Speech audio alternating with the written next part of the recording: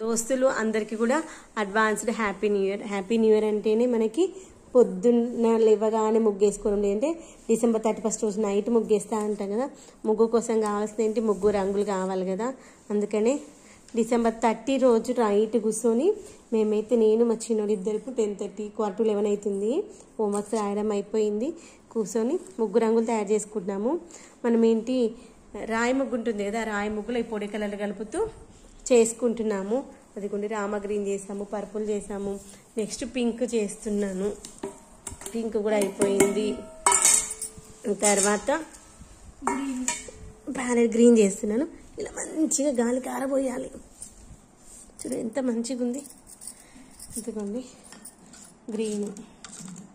Green colour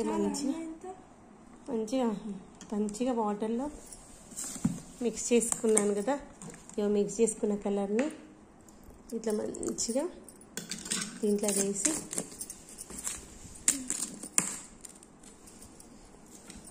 మంచిగా ఇట్లా కలిపేసుకుందాం.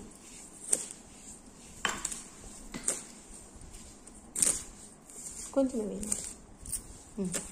ఇదిగోండి ఇట్లా మంచిగా మిక్స్ అయ్యేలాగా మిక్స్ చేసుకున్నాం అనుకోండి, ఈ యొక్క రాయి ముగ్గుకి మనం వేసిన కలర్ మంచిగా పడుతుంది.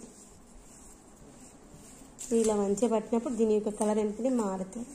ఒకవేళ మనం వేసిన కలర్ సరిపోలేదు అనుకోండి, ఇంకా కొంచెం మనము ఆ యొక్క పొడి కలర్ ఉంది కదా, ఆ యొక్క పొడి కలర్ వాటర్లో మిక్స్ చేసుకొని వేసుకోవచ్చు. ఇది పచ్చిగా ఉందనుకో దీంట్లో డైరెక్ట్ అయినా వేసుకోవచ్చు. ఇదిగోండి పింక్లో నాకు కొంచెం లైట్ కలర్ అనిపించింది, మిగిలిన పౌడర్ ఉండే కదా అది కూడా వేసేసి అలా మంచిగా మిక్స్ చేసింది. ఇంకా పౌడర్ని వాటర్లో మిక్స్ చేయలేదు, దీనికి ఉన్న వెట్నెస్ ఉంటుంది కదా, ఆ వెట్నెస్తో కరిగిపోయింది. కొంచెం ఎంత మంచి డార్క్ పింకిష్ కనిపిస్తుంది. ఇలా మనము ఇంట్లోనే ఈజీగా ఈ యొక్క ముగ్గు కలర్లు అయితే తయారు చేసుకోవచ్చు. నచ్చిందా? ఎట్లా అనిపించింది? ఇదిగోండి ఒక్కొక్కసారి మధ్యలో ఇలా కలుపుతూ ఉన్నాం అనుకోండి, ఈవెన్గా మిక్స్ అయిపోతుంది. ఇంకా చేతితో కలిపామనుకోండి పచ్చిగా ఉన్నప్పుడు చేతికి కొంచెం కలర్ అంటే వేరే దానికి వెళ్ళిపోతుంది. ఇదిగోండి అన్ని కలర్స్ మిక్స్ చేసేసరికి నా చేతి కలర్ ఈ కలర్కి వచ్చింది. ఒకటి చాలా స్పూన్. ఇదిగోండి మొత్తం ఫైనల్గా మన 7 కలర్స్. ఇదిగోండి మార్నింగ్ లేసేటప్పుడు చూస్తే ఇలా ఉంది, ఇంకా కొంచెం తడిగా ఉంది. దీన్ని గిన్నెలకు పెట్టేసి బయట పెట్టేసుకున్నాము, ఆరిపోతుంది.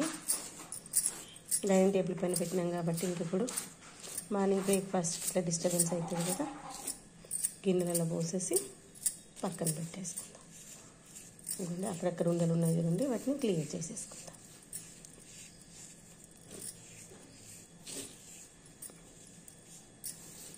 ఇలా క్లియర్ చేసేసుకొని ఇవన్నీ గిన్నెలు తీసుకొచ్చాను.